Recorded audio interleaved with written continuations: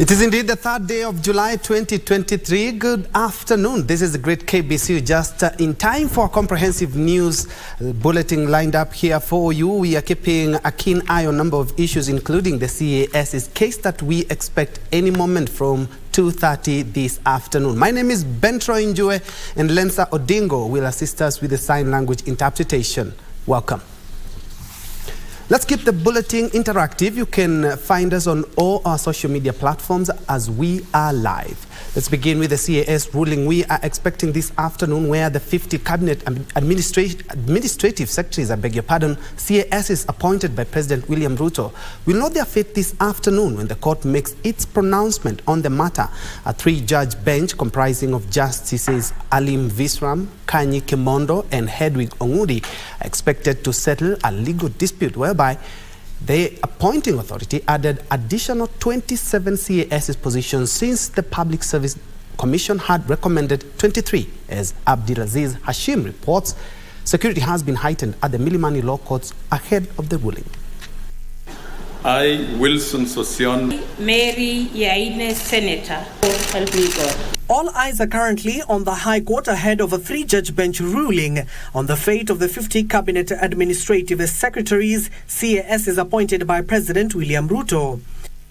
I do expect that each and every one of you will serve with honor and dignity. Please remember those words as you serve in your capacity as administrative secretaries. This afternoon, a three-judge bench comprising of Alim Visram, Kanyi Kimondo, and Hedwig Ongudi will determine a suit filed by the Law Society of Kenya LSK and the Katiba Institute. The petitioners argue the president cannot constitutionally create an office in the public service except upon the express recommendation of the Public Service Commission. They further argue that the president, by nominating the 50 CASs to the office of the chief administrative secretaries against an approved office establishment of 23, has unconstitutionally created 27 extra positions. President Ruto appointed all the CASs after the National Assembly failed to vet them. State House spokesperson Hussein Mohammed said the appointment were made after the Speaker of the National Assembly referred back the transmittal of the nominees to the appointing authority. In April 2021, the High Court declared the position as unconstitutional, citing the PSC's failure to undertake a public participation and stakeholder engagement while establishing it.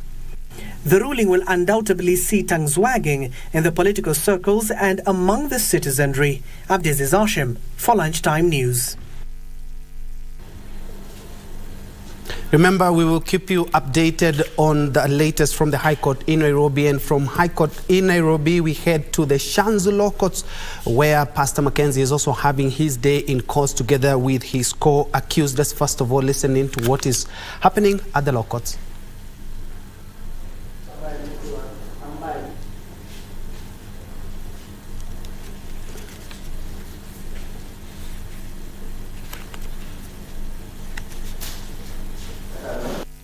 Some Kenya shillings, 7,000 shillings.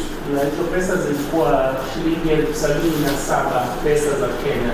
But we pray that if that money is not available to it, Naomba kwamba iwapo hizo pesa sio dhibitisho ama may the same be returned to the state Julius Katana immediately. naomba kwamba hizo pesa zirudishiwe ule Julius Katana. Again, I received a complaint from one Daniel Macau, I believe. Pia kuna malalamisho yamepata. That one is in which matter? Makao. I responded to this matter that some police officer. Daniel is in which? Macau. Macau, is that Macau? Ama ndo huyu alikuwa kama Makori.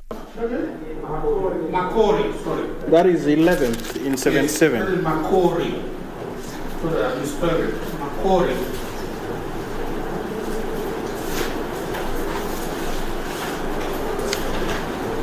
A police officer, a escorting police officer. Daniel analalamika kwamba wale ambao walikuwa wanasindikiza took away his 5,600 shillings alichukua pesa zake shilingi 5,000 and never gave with any document or sheet to verify that. How much? 5,600. Alichukua pesa zake shilingi 5,700 pesa za Kenya. That is when, at the time of arrest, or Yes.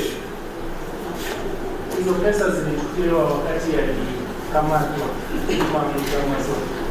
He never gave, said Daniel Makore any document to show that the government is holding that money. Huyo polisi hakumpatia stakabadhi lolote la kuonyesha kwamba hizo pesa zimepokolewa kutoka kwa huyo. Your man negotiated by plan that he can identify that policeman. Anasema kwamba akimwona anaweza May you direct Inspector Njue or Inspector Mani to immediately conduct an inspection parade of the police officers so that the said officer can be identified. Anaomba kwamba wale afisa wapelelezi wa kesi ambayo ni Inspector wa Njue pamoja na Mani waweze kufanya gwaride la utambulisho ili wale na polisi watambuliwe. This is abuse of police power. They must return that money. Nasema kwamba hiyo ni kinyume cha sheria na hizo pesa iwezekana zirudishwe.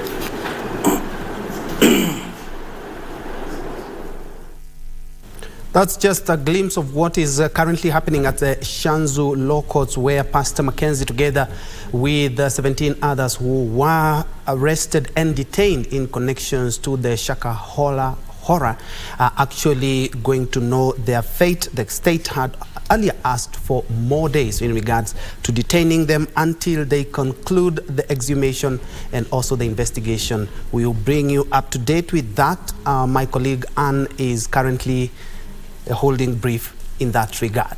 Elsewhere, the Elections Observation Group, ELOG, is warning the current political stalemate on the appointment of commissioners to the Independent Electoral and Boundaries Commission, IEBC, is affecting constitutional processes. In a statement, the group is calling for amendments to the IEBC Act to provide timelines for the appointment of new commissioners. The group chairperson, Anne Ireri, says the recruitment process should not be subjected to what she says is unnecessary political and partisan maneuvers. This comes as the bipartisan talks between the Azimio and Kenya Kwanza stalled. Days after the Azimio coalition walked out of the bipartisan talks, citing lack of political goodwill from the government sides, the Election Observation Group is calling for a clear roadmap on the fate of the selection panel in the wake of the political standoff. In sounding an alarm over the delay in reconstituting the body, the group wants the government to give clarity on the way forward, saying the failed talks are stalling constitutional processes. The group says there is a need for an amendment to the IEBC Act to impose timelines between the advertisement of the vacant positions and the submission of the successful names for appointments. In a statement through its chairperson, Anne Ireri, the group pointed out the 3 vacancies at IEBC, those affected by elections in Magarini, Lagdera and Banisa constituency, denying the electorate their right to representation. ELOG also urges the country to make good use of the opportunity that has been accorded by the parliamentary and extra-parliamentary dialogue processes to iron out the pressing issues that are being faced by Kenyans. The group is also expressing concern with the process of delimitation of boundaries, saying it may stall owing to lack of adequate funds, urging Parliament to provide the required budgetary allocation to IEBC for the exercise. The group is also proposing Parliament, IEBC, political parties, the Office of the Registrar of Political Parties, and other stakeholders to kickstart discussions and build consensus to ensure timely electoral reforms.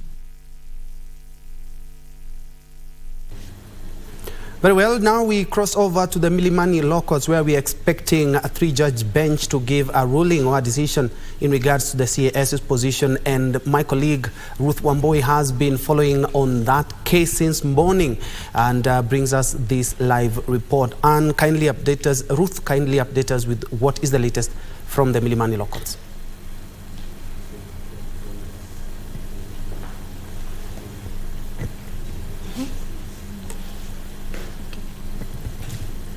Thank you so much, studio. We are coming to you live from Milimani Locals, whereby it's a big day where the three-judge bench led by Justice Kani Kimondo, Hedwig Ongundi, and Alim Visram are supposed to proclaim themselves on the position, the 50 position, the additional 27 position that the President William Ruto appointed. We remember on March 16th is when the President appointed the 50 CSS, but the bone of contention has been the 27 CSS, which according to the petitioners, they are citing that the President do not have that mandate to add more position, and that mandate is only left to the Public Service Commission, because the Public Service Commission had only said it's only 23. Now all eyes are set on the three-judge bench, which are going to sit here at 2:30 p.m. to decide and proclaim themselves on whether the 27 additional chief administrative secretaries will remain, will assume office or not. You remember the 27 CSS have not been drawing any salaries since the petition was challenged in court, and so now it is going to be very interesting to see what word will come from the three-judge bench, whom all Kenyans are waiting to see what they will say this afternoon. I'm camping here. I will update our viewers as the event happens. Right now, I'm going to grab something to eat. Security has been heightened. My cameraman can show you here. People are starting to trickle in on this court, and therefore we are set that by 2:30 p.m. everything will be set, and the judgment will be delivered by the three-judge bench of the High Court led by Justice Kani Kimondo. For now, I want to go and grab something small to eat as we wait at 2:30 p.m. so that we can show Kenyans what will come out of the three-judge bench. Back to you, studio. Very well, thank you, Ruth Wamboi, live from the Milimani Locals. In that court is where we're expecting the three-judge bench to give us a way forward in regards to the CASs. Remember, it's 2:30 and we'll be bringing you that live coverage. Elsewhere, the recent ruling by the High Court that issued conservatory orders on the implementation of the Finance Act 2023, pending the hearing and determination of a lawsuit sponsored by Busia Okia Omtata, that is a Busia senator, elicited mixed reactions across the country, while a section of have the opinion that it's high time Kenyans committed to paying taxes. Others feel the bill is punitive and its implementation should be halted altogether. Ahead of the ruling on the legality of the Finance Act 2023 slated for Wednesday, in which Busia Senator has singled out 30 sections that he says have contravened the law on taxation matters, mixed reactions over the implementation of the act has dominated this space. Kwa vile koti imesimamisha hiyo bill, sioni kama ni vizuri. Kwa sababu gani? Kwa sababu tusipolipa kodi na tupatie rais wetu nafasi, kwa sababu Mungu amemteua katika nchi ya Kenya atuongoze na manifesto ifikie, hatuwezi kufikia ile goal tunataka, lakini watu wote walipe kodi, kwa sababu hakuna vile nchi yetu ya Kenya inasimama bila watu kulipa kodi, kwa sababu isipolipa kodi watu wasimama aje, hospitali zitaendelea aje? Amid calls by the opposition for demonstrations against the new Finance Act on July 7th, popularly known as Sabasaba Day, a section of leaders from Thika, Kiambu County, have defended the government over the blame on high taxes. Iwe ni mbaya ama ni mzuri, ni lazima tusikilie serikali yetu ndio iweze kwenda mbele. Tuvumilie tu hii miaka 5. Huenda mwaka wa kwanza itakuwa ngumu, wa pili, wa tatu mambo huenda itakuwa mzuri. Tupatie Mheshimiwa Ruto nafasi yake afanye kazi. Hata mtoto hasaliwi na akakula, hata yeye apatiwe wakati, tumpatie mwaka mwingine na hii finance bill tuone atafanya nini. Akishindwa sasa hapo tutaongea. Sentiments echoed by a section of clerics from Thika who want the judiciary to rescind on its decision of suspending the implementation of the Finance Act 2023, saying the move is delaying the collection of taxes needed for resuscitation of the struggling economy. Tungetaka kuambia kiongozi wa upinzani Raila Odinga akubaliane na serikali, afuate serikali nyuma, wajenge Kenya pamoja, ndio maandamano iishe. Gomo ni kwamba tuketi chini, tuongee na rais, tuongee na serikali ya Kenya Kwanza, na tutatokea na suluhisho. Lakini tukifunga biashara, wewe unasema unatetea Wanjiku, na huyo Wanjiku atalala bila chakula. Despite the implementation. Away from the Finance Act, we now look at the war on illicit brew. The government has been lauded for taking action on police officers found colluding with illicit brew dealers to transport the brew from Kisii to Kericho town. Kipkelion East MP Joseph Cherorot said the lives of youths in Kericho have been severely affected. The Kipkelion East legislator, Cherorot, urged the locals to work with authorities to stop the sale of second-generation brew, which has been a problem in the county. Tafadhali jameni, tuchunge vijiji yetu, tuchunge pia kazi na pia tuheshimu kazi ya chief. Milton Langat, a former boda operator who was inaugurated as the new assistant chief for Kisabo sublocation, called on his former colleagues to work with the government to ensure security. Mimi ndio nimeweza kuwa mfano mzuri kwamba mko na kila sababu ya kutia bidii katika kazi zenu za kila siku na kuwa na matumaini. Separately, an initiative to rehabilitate alcoholics has been launched in Gatundo North, Kiambu County. The initiative, spearheaded by the area woman representative, Anwa Muratha, is aimed at assisting young women and men who are unproductive and are perishing due to heavy consumption of illicit brews. Yangu mimi kama mama county ni kuangalia boy child na kuangalia wale ambao ni wazee. Na hadi hiyo ikitimika, tunajua tutaongea mazuri hapo mbele. Mtoto wa kijana alikuwa amepotea. Kama hapa kwetu Makwa, wote walikuwa walefi. Walikuwa wakilala kwa njia, wanakunywa, hata kama ni mvua ikinyesha, huyo mtoto hasikii kama ananyeshewa. Wamuratha called for concerted efforts to enforce change and assist recovering alcoholics to engage in income-generating activities. Njue for Lunchtime News. Back in the court, where a Modera court has granted the Directorate of Criminal Investigation, DCI, 14 days to complete investigations on the nationality of a man accused of being unlawfully in Kenya. Abdi Hakim Said Jama is accused of fraudulently obtaining a Kenyan identity card, yet is not a Kenyan citizen. Abdi Hakim Saidi Jama was on Friday arraigned at the Modera Law Court in Nairobi on charges of being in the country illegally. Jama, through his lawyer, sought to be freed, saying he is innocent. We are allowed to continue with if at all there are any investigations to be made. He may be ready at able to debate himself at the DCI headquarters in Nairobi administration. The court had given the investigating officer 24 hours to complete investigations, but the detective, through a miscellaneous application at the court, to grant 2 more weeks due to the technicalities involved in the investigation. Supporting affidavit shown by the DCI officer stated that the birth certificate used by the suspect to obtain his national identity card and passport were fraudulently obtained, running questions about his nationality. A government document that was acquired, and that is a dangerous person, and that is able to interfere with the witnesses. Senior Principal Magistrate Helen Okwani gave a green light to have him remanded for 14 days until investigations are completed.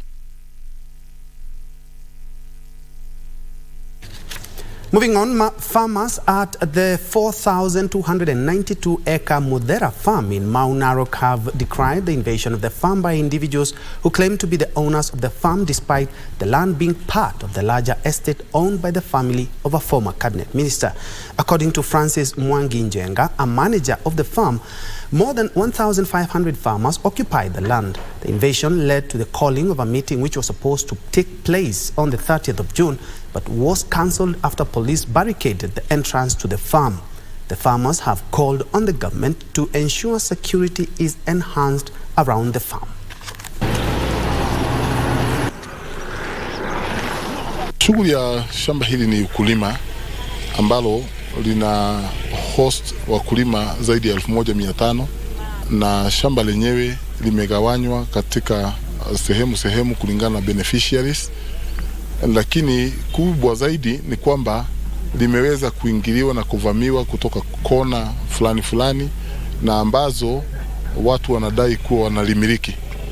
Shamba hili liko na wenyewe. Shamba hili ni la familia Njue Koinange, na tulipokuja siku ya leo kwa minajili ya kufanya tu kikao hicho, tumepata vizuizi. Tumezuiliwa kuaccess ama kuingia katika ofisi ya shamba hilo. Tulikuwa tumejulisha the administration nia yetu ya kuwa na mkutano wa siku ya leo. Sisi tunalilia serikali kwamba ipate kuchukua usukani na iweze kutupatia usalama mahali hapa.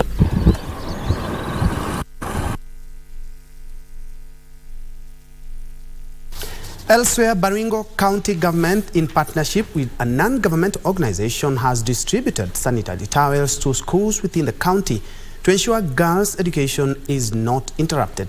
Through the initiative, school girls and boys were sensitized on menstrual hygiene. Stakeholders noted that period poverty has majorly contributed to teenage girls dropping out of the school in the region. School girls in Baringo County have benefited from free sanitary towels distribution. The initiative that was undertaken by Baringo County government in partnership with Baringo County Civil Society Organization Forum is meant to help keep girls in school during their menstruation period. The initiative, spearheaded by Baringo County Governor's spouse, Dr. Emi Chesire, is geared towards ending period poverty as well as sensitizing both girls and boys on menstruation. Speaking when she distributed pads to several schools in Baringo South and Baringo North, Chesire decried the high number of girls missing their lessons for lack of pads. I relate with these girls because I've grown up as a young girl in this county. So by emphasizing the need for sanitary pads, which together, as we speak to them also, we talk about issues around ending gender-based violence, because it also culminates into that if it is not taken care of. Sometimes kama borders ikifika hiyo time ya menstrual cycle wanajificha kwa dom sana, hawakuji darasa, na day scholars maybe sometimes hawakuji shule kwa sababu ya kukosa sanitary pads. She emphasized on the need to distribute disposable pads instead of reusable pads due to the inadequate water supply that leads to poor sanitation. And for our county, for now, I still encourage that we use the sanitary pads and like the washable pads, because we still have a challenge of water in our county, and that one predisposes the girl to unhygienic conditions. We've also been here today to just do menstrual hygiene education, to educate both the boys and girls on the need to be there, even the boys, they need to be there for their sisters. Stakeholders have appealed to more partners to help address girls' plight in the region. For Lunchtime News, I am Teresa Mutai. Real estate investors in Kenya have lauded the government's move to shift its services to digital platforms to ease access to government services. This comes after the government announced plans to digitize 10,000 services by the end of this year. Speaking during the title deed issuance in Murang'a, Harrison Murakaru, CEO of Kamudi Housing, said the digitization will help to reduce the time taken to process title deeds. Murakaru also urged the government to improve infrastructure and consider partnerships with private developers for the affordable housing project. That means over 2,100 homes that can be built on this project. Now, the one thing that is a big problem is infrastructure. It is critical for the government, also the county governments, to start partnering with private institutions like us, so that we are able to push, fast track the development of these areas. So if we can be able to settle over 8,000 people within this area, the one thing that can fast track that is the infrastructure. We have been a lot of effort in digitizing the processes. that we are having in terms of titling, and this is going a long way. One, in shortening the period of time that people get to maybe do a search, verify the authenticity of the title. For part of the titles that we have gotten for our project, maybe in Thika, Buffalo Hills, you can find the registry was actually Nairobi registry digitized. You can be able to just scan the title, and you're able to get the details of the owner of that title, and that is a great step in these times when the in thing is technology. It's a great step in terms of easing the way of doing business and also easing the transactions.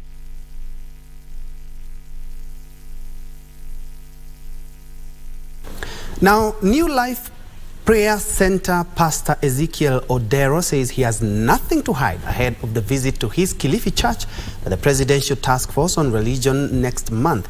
Okoth, in welcoming the move by the government to form a task force to guide operations of religious institutions, says his church activities are above board.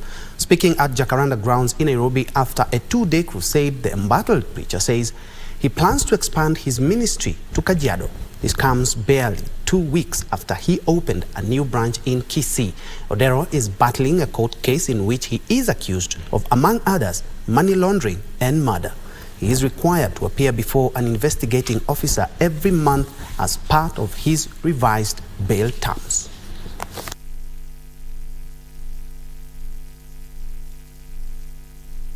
And we are happy that the government has taken a stand whereby they are not interfering with any of the processes of the church. They are not interfering with anything at all. They have provided security. As you can see, there's security around. There are many policemen around. We are happy with that as well. And we are saying that you can be able to see that Pastor Ezekiel is not the kind of person who had been painted earlier on to be.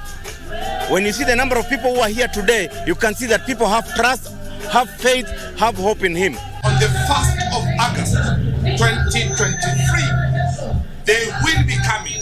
The full task force will be sitting on the 1st, that is on Tuesday, the 1st of August 2023, at Mavueni New Life Church. They will see practically, openly, what New Life Church is and what Pastor Ezekiel is doing. New Life inafunguliwa Nairobi around mwezi wa 8, mwezi wa 9 ikichelewa. Lakini sote tunaelewana kwamba hatuwezi kutumia ekari 51 ama 100 kujenga kanisa tu. Kwa hivyo ikiwa kutakuwa na branches za university na branches za international school, ni lazima ziwe huko Nairobi sababu tumepata enough land.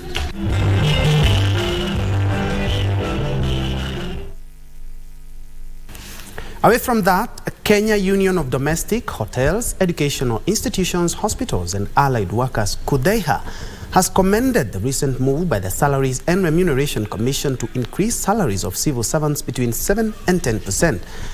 KUDEHA Secretary General Albert Njue also called for private sector employers to consider giving salary increments to their workers to cushion them against the high cost of living. At the same time, the union has urged the Azimio, the Umoja One Kenya coalition leaders to call off the anti-government protest scheduled for Sabasaba Day against the high cost of living and the recently enacted Finance Act. Sisi tunashukuru ya kwamba serikali through SRC imeongeza mshahara kidogo ya wale wafanyikazi wanafanya kwa serikali na state corporations. Hayo ni mambo mazuri sana ya kuongeza na kuangalia maslahi ya wafanyikazi mahali popote walipo. Ni jukumu la kila mwajiri kuangalia watu wake. Constitution ni rahisi kuandamana, lakini tukubaliane tusiharibu mali yetu. Kenya ni yetu na sisi sote tuko pamoja. Hiyo ni constitutional right ya kila mfanyikazi, ya kila mtu kuandamana, lakini tuandamane tukijua Kenya ni yetu na sisi tuko pamoja na lengo letu ya kuandamana ni nini.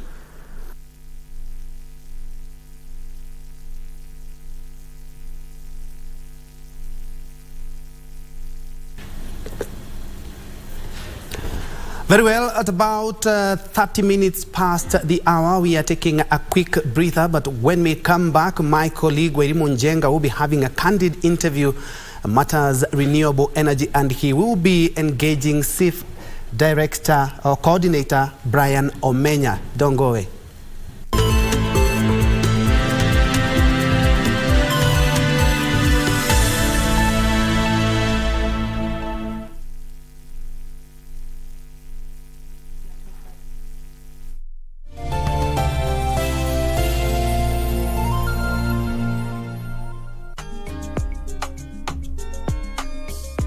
Kesho ukija ndakupatia. Na mama unitumie kale kana unafungua ni hivi. Kana nyumbani. Ni matofe. Okay. Sasa tuweke ole. Kisadoro. Anakuja ole. Ole ndoro. Wewe yake wewe. Tata wewe hata sura yako anaweza tongoseka kweli. Wewe ni mtu msuka, lakini watu wako huko ndani masia. Hapana, siwezi kuendelea. Naomba kwa niaba yake makosa ni mtu kama ule mwingine. Sawa wapi? Utope. Unajua siku moja utangoa mtu scapula na hii vimpo yako. Atachaka kuchua hata kama itagotoa small intestine.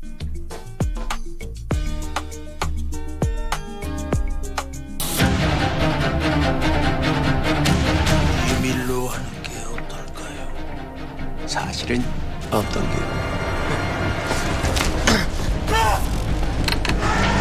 진짜 모릅니다, 사장님. 정말이에요. 아니 왜 풀어주는 겁니까? 영장은 왜 안 떨어진 겁니까? 담당 검사 바뀌었대요.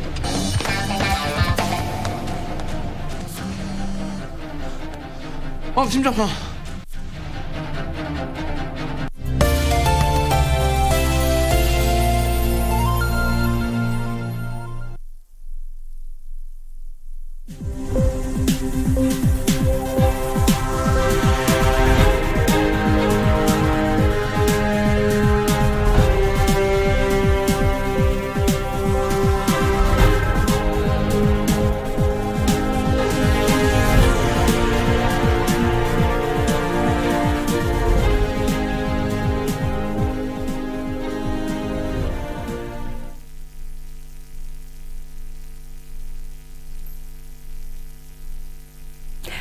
Welcome back. You are watching Lunchtime News. My name is Baringo County, and as my colleague had earlier on told you, we are going to have a candid conversation on renewable energy in the country. And our guest for this afternoon is Brian Omenya, who is the coordinator for Sustainable Energy Access Forum Kenya. But before that, we'll look at the stories that are making headlines in the business world this afternoon, where Kenya Ports Authority has commenced night navigation operations for fully laden petroleum products vessel at the port of Mombasa. KPA Managing Director Captain William Ruto says the move will see the turnaround time for oil tankers reduce from the current 3 days to 12 hours. Ports Authority KPA has successfully commenced night navigation operations of fully laden petroleum product vessels at the port of Mombasa to resolve port congestion and save heavy damages faced by the importers. KPA Managing Director Captain William Ruto says the move will allow the port to essentially operate on a 24/7 basis as KPA seeks to make cargo operations on oil tankers safer. Before, we never used to do pilotage at night because of several reasons, among them the safety reasons. But on building this new infrastructure, this new facility, the safety measures that have been put in place has allowed us now to undertake night pilotage. Already, an oil vessel MV Spetes Lady Karen imported 105,000 cubic meters of gasoline, docked the new Kipevu oil terminal and at night navigation protocols. You know, for a ship like this to wait even for 12 to 24 hours, it's quite a huge cost. We're talking about millions of shillings, or talking about $25,000 to $50,000 a day. So this is a cost that as KPA we are reducing, and it will make the cost of these products that these vessels are bringing at least to lower. Captain Ruto says the new oil terminal has increased oil handling capacity at the port and can handle 4 ships as compared to 1 ship that used to dock at the old Kipevu oil terminal. Frederick Moki for Lunchtime News. Now, those in the hospitality industry have welcomed the move to have a free Trans-Africa tourism that they say will help increase the number of local tourists after the removal of travel barriers. Addressing journalists at a Nairobi hotel, Africa Association of Management Company Chief Executive Officer Nicanor Sabula called on African governments to work together in harnessing the opportunities on the continent for the benefit of the people.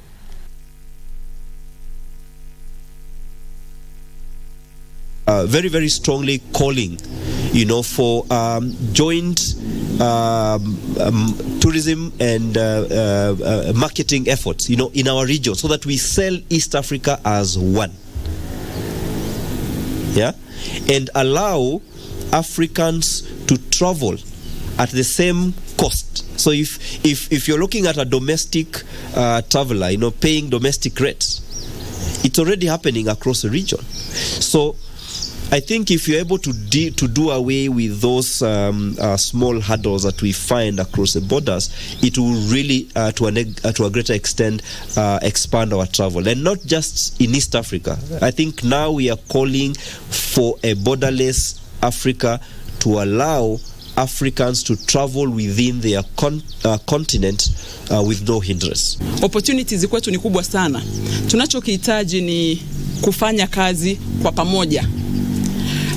Tunataka tuwaruhusu mtu akinunua ticket kutoka kokote na kukuja akija na Tanzania, akifika Tanzania kama mtalii, basi aweze ku-explore more.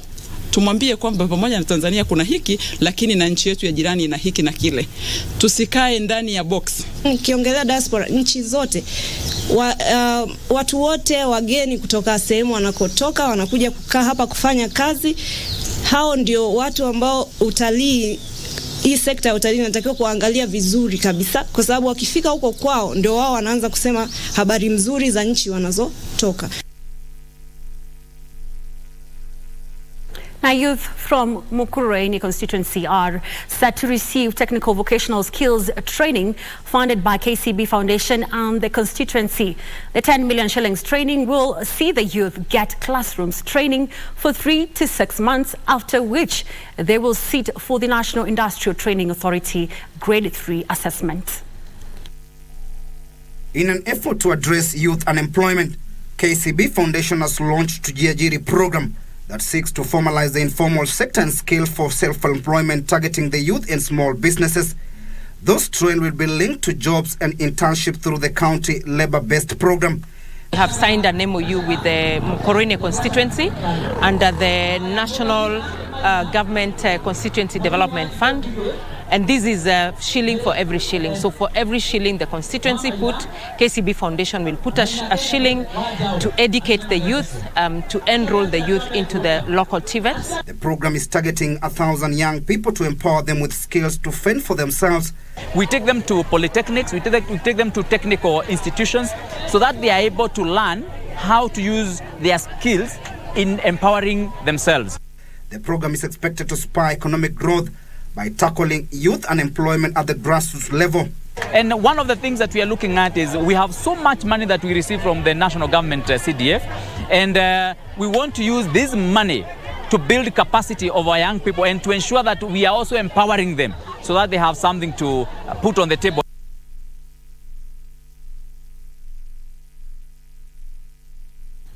Now, Maridadi Moto Sacco plans to step up support for education in their corporate social responsibility. The Sacco manager, James Minor, says their target is to grow the Sacco to Taiwan status by leveraging on its strategy.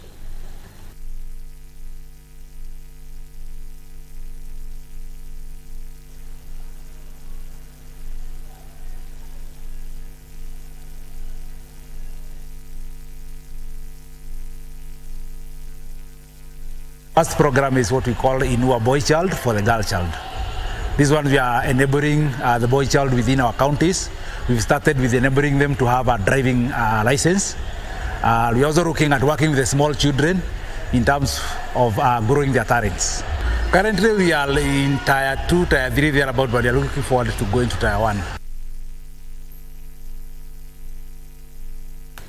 Now, pupils from schools in rural Kenya have emerged top in the second edition of the Pwani Oil Sawa SC National Writing Competition, where 7,361 schools across 42 counties participated.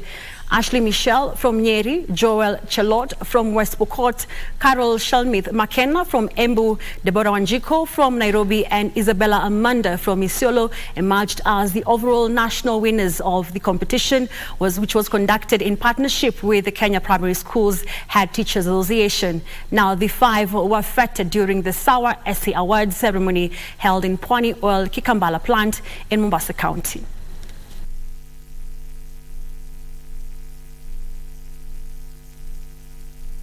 This writing competition was not just an opportunity for pupils to showcase their literary prowess, but also a platform for them to explore their imagination, to express their thoughts, and to ignite the passion they have for the written word.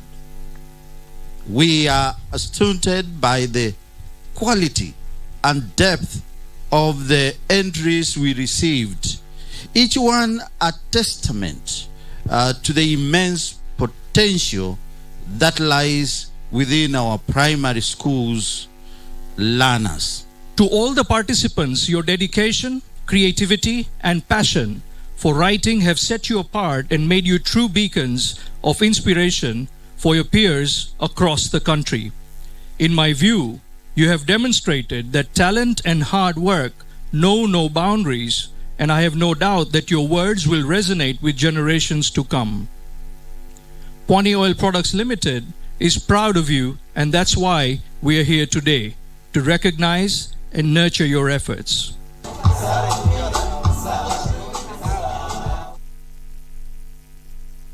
Now, to stories making headlines across the globe, Japanese business sentiment improved in the second quarter as raw material costs peaked and the removal of pandemic curbs lifted consumption. Companies expect to increase capital expenditure and project inflation to stay above the Bank of Japan's 2% target 5 years ahead. Here are the details of that story and more.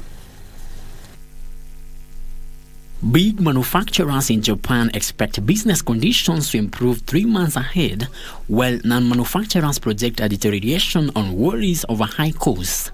The headline index measuring big manufacturers' mood stood at +5 in June, bouncing back from a 2-year low of +1.8 in March, in a sign firms were recovering from the heat from rising raw material costs and supply disruptions. Japan's economy grew an annualized 2.7% in the first quarter and is expected to continue expanding as a post-pandemic pickup in domestic spending offset headwinds to exports from slowing global growth. Elsewhere, New Zealand has decided to expand its ban on plastic bags in supermarkets to thin bags, which are typically used to hold fruits or vegetables.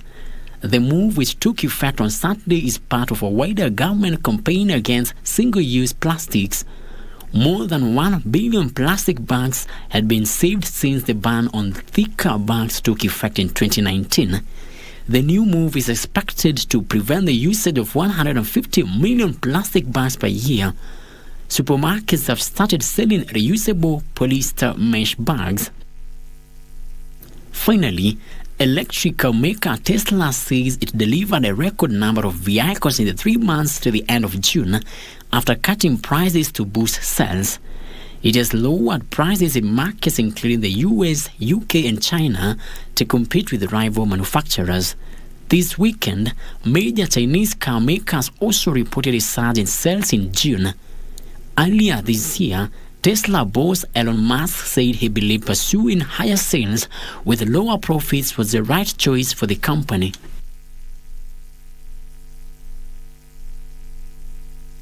I am I'm now joined by Brian Omenyi, who is the coordinator for Sustainable Energy Access Forum right here in Kenya to talk about renewable energy in the country. Welcome to the studio. Thank you for having me. Now, we know Kenya targets to achieve 100% electricity access by the year 2030, and that requires investment. I'd like to know where you stand, and as a coordinator, do you think the investments that we are getting right now into the country are geared towards ensuring that by 2030 we achieve universal access to all?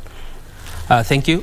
So my name is Brian Omenyi, working in the Sustainable Energy Access Forum Kenya, which is a network that provides a platform for stakeholders in the energy sector to come together and advocate for issues of energy access. As you've rightly put it, the President made a commitment that by 2030, Kenya should transition to clean and renewable energy. Just to note that our current electricity generation has about 92%. The grid is 92% renewable. So we are doing quite well. But again, you realize as a country, we rely heavily on fossil fuels and other dirty and polluting fuels to power industries, to power the manufacturing industries, transport. And therefore, as a country, when it comes to investments, there is a long way to go in order to achieve this transition to 100%.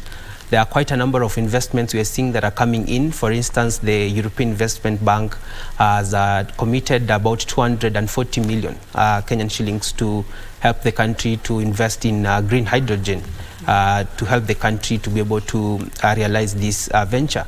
When you're looking at the country's nationally determined contributions, which are submitted in 2020 to the UNFCCC, you've seen the country is seeking to raise about $62 billion to help it to adapt and mitigate issues of climate change by 2030 to cut its emission by 32%.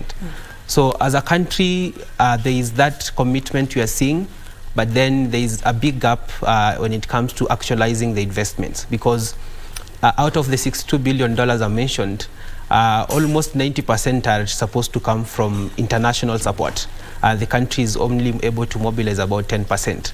Therefore, that requires a lot of commitment in terms of engaging multilateral development banks who are able to finance these investments, engaging the private sector to be able to provide this financing, and engaging donor countries who are developed countries who are able to help us in this. No. So we hope to see that the government is going to be able to have these bilateral discussions with these agencies who can help us to realize that.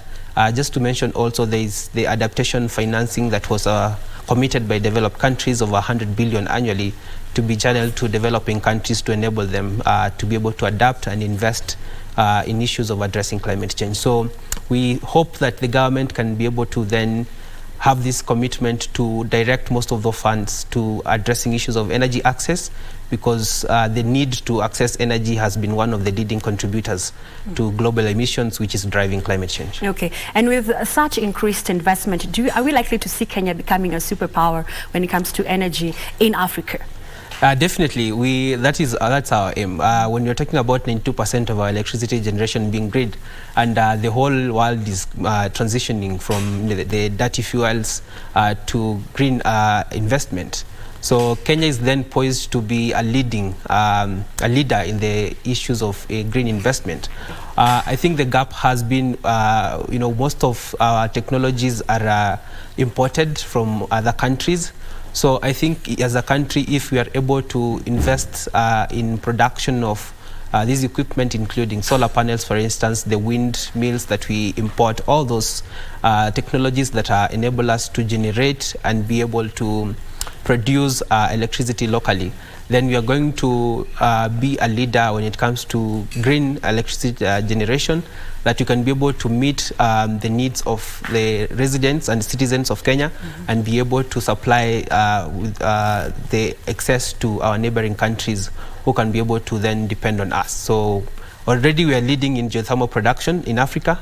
Our grid is about 43% from geothermal, which is the largest in Africa. And we have greater potential that I believe as a country we can be able to invest in and be able to be at the top. Okay. Even as the country makes progress maybe towards clean energy and also energy access goals, what is the role of solar? I know you've mentioned solar and wind. And also, does Kenya need to pursue maybe an off-grid to ensure that we achieve this 100% transition? Thank you. When you look at issue in terms of connectivity, we have about 75% of Kenyans, that is official statistics from the government, having connectivity to electricity. But of course, we have to also gauge and see there's that difference between the grid passing near your house and there's the actual connectivity in your house and you being able to utilize the electricity. And therefore, when you're looking at off-grid communities who are mostly actually the ones who are marginalized, there is a big role that solar plays in bridging this gap from the grid. We've seen the COSAP project that is being funded by the World Bank being implemented in, I think, 14 counties, the marginalized counties, trying to bridge the gap of enabling these communities to be able to utilize solar and other sources of energy to be able to, the off-grid communities to be able to access electricity. We've seen the government try to invest more in wind generation. There was a project that was being launched in Turkana to support such communities who are in the off-grid areas to enable them to be able to access electricity. And therefore, solar provides a good alternative as a renewable energy source because it's self-regenerating, it's a sustainable venture, and it's also creating job opportunities for our communities. And therefore, with sufficient investments, then the government is able to achieve 100% connectivity by our communities. And our call then comes in to the government to be able to provide incentives and subsidies that are going to enable communities to afford these solar panels and be able to connect solar in their homes and even use it in businesses, what we call productive users of energy, so that they can be able to develop socioeconomic wise to be able to generate an income at the same time being able to access power and energy within their homes and communities. Okay. Brian, I'd like us to talk about the Power Up campaign. Yes. I know it's a campaign that is a coalition of several global players, and I'd like you to elaborate more on that. And I know there's an African Climate Week coming up in September. Maybe you can start with the Power Up campaign. Thank you. So the Power Up campaign is a global call that is bringing together about 70 partners, ranging from civil society organizations, private sector institutions, different other development related organizations that are supported issues of energy access. So the campaign is seeking at promoting investments within the African region in regards to issues of climate adaptation, and our call is for increased investments in green energy to enable energy access, realizing that energy is a greater contributor to issues of global emissions when you're talking about fossil fuels. So how do we then ensure that we have the renewable energy that is being invested largely in to drive and address issues of climate change? So within Kenya, actually we are glad that Kenya is the first country that we are having the national level campaign, which is being launched on 5th of June, which is in 2 days. And we have already developed about 9 asks that we are going to have formed part of our policy brief, which we are going to use to engage government agencies, use it to engage the civil society, private sector, and we hope to drive increased investments, calling for enhanced public-private partnerships as a source of increased investments to spearhead energy access within the African context. So it's a great call, and we are inviting all stakeholders to be part of this important call.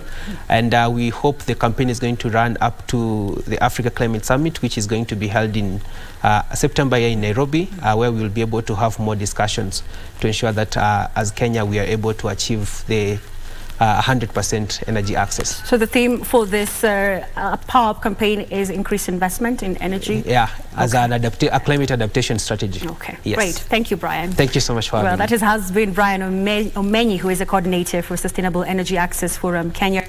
talking to us about the Power Up campaign, which is coming up in 2 days, and also the African Climate Week campaign in September. Well, that is all I had lined up for you. Ben Troy, rather, is on the other end of the studio with a sports update.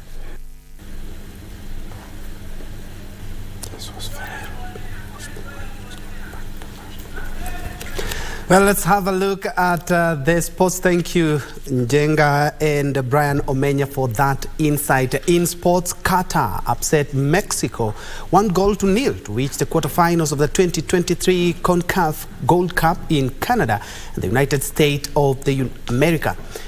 Meanwhile, Jesus Ferreira became the first player to score back-to-back hat-trick for the USA in a 6-0 win over Trinidad and Tobago.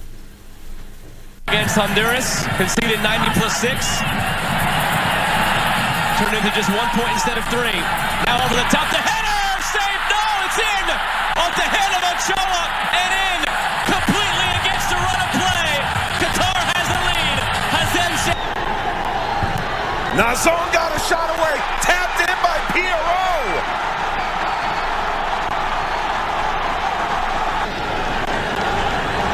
Nunez. Serving header is in!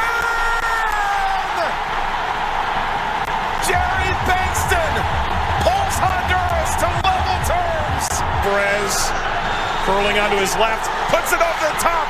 Shot is in! Jose Pinto! What a goal for Honduras! Through for Zendejas at the end line. Zendejas fires it backside. In front, saved by Phillip. Still loose Ferreira, and it's in! Ferreira has his brace. Elsewhere, a host of Kenyan athletes missed out on the 7th leg of the Diamond League Series.